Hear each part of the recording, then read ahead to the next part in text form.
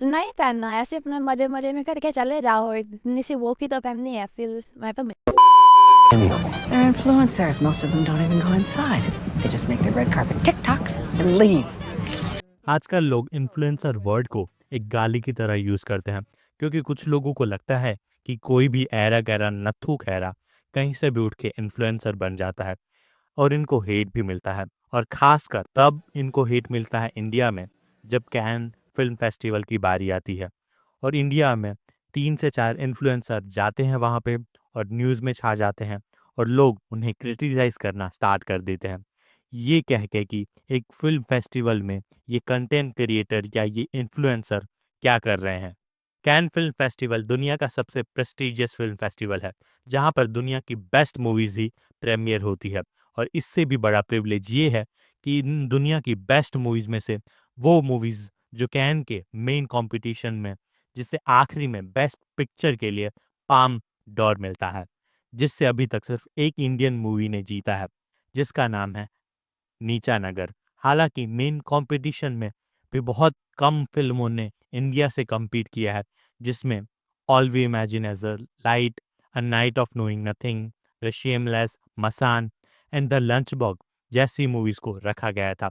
पर इंडिया में can movies के लिए नहीं बल्कि रेड कारपेट के लिए ज़्यादा फेमस है, क्योंकि सालों से ऐश्वर्या राय, सोनम कपूर, प्रियंका चोपड़ा, दीपिका पादुकोण ने इसके रेड कारपेट पे वॉक किया है, जिसमें उनके अपीयरेंस से ज़्यादा इनकी जो ड्रेस है उसको ज़्यादा डिस्कस किया गया था। और अब तो इन्फ्लुएंसर एंड कंटेंट क्रिएटर भी इसे अटेंड करने लगे हैं।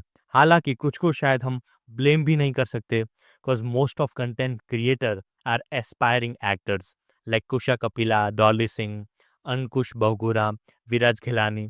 हर साल इसके लिए इन इन्फ्लुएंसर को अपनी ही इंडियन ऑडियंस से ट्रोलिंग भी सहनी पड़ती है, because most of public think कि ये जो कंटेंट क्रिएटर है वो इस फिल्म फेस्टिवल में जाना डिजर्व नहीं करते। It is not an achievement, because most of creators brands की ओर से जाते हैं या तो लाखों पैसे दे के जाते हैं। बट क्रिएटर्स जिनका मूवीज से दूर दूर तक नाता नहीं है, ना तो वो मूवी से रिलेटेड कंटेंट बनाते हैं, ना तो बनाने में ज़रा भी इंटरेस्टेड है। फॉर एग्जाम्पल क्रिएटर्स लाइक मासूम मीनावाला, साक्षी सिंधवानी जो फैशन इन्फ्लुएंसर है, रणवीर अहलाबादिया ए बियर बाइसेप्स जो एक पॉडकास्टर है, उन्होंने भी पास्ट में ये फिल्म फेस्टिवल अटेंड किया था, विच doesn't make any sense. But the real problem is जब ये लोग भूल ही जाते हैं कि ये एक फिल्म फेस्टिवल है।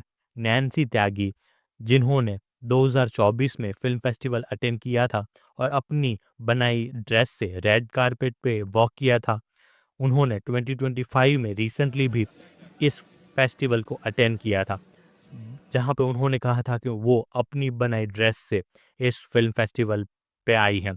बट सिंगर नेहा बसीन ने उनकी एक जो ड्रेस थी उनको अपनी ड्रेस से कॉपी करने का आरोप भी लगाया था।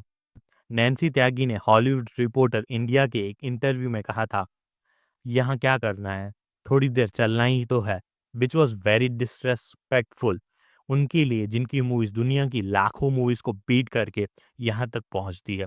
बट कभी कभी ये रेड कारपेट मूवीज को ओवरशाइन कर देता है। कुछ लोग ऐसे भी होंगे शायद जो इस रेड कारपेट पे चल के शायद जो मेन प्रीमियर है उसको अटेंड भी नहीं करते होंगे।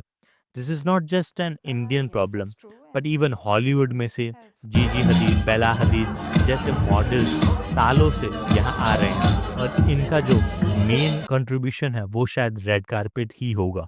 शायद इसी वजह से कैन्स फिल्म फेस्टिवल ने 2025 में no nudity, no big dresses और भी कई सारे रूल्स डाल दिए हैं ड्रेसेस को लेके। So the only thing we can hope is कि कैन फिल्म फेस्टिवल में ये जो पॉइंटलेस रेड कारपेट है उससे ज़्यादा इस फिल्म फेस्टिवल में जो मूवीज प्रीमियर हो रही हैं उस पर ज़्यादा फोकस किया जाए।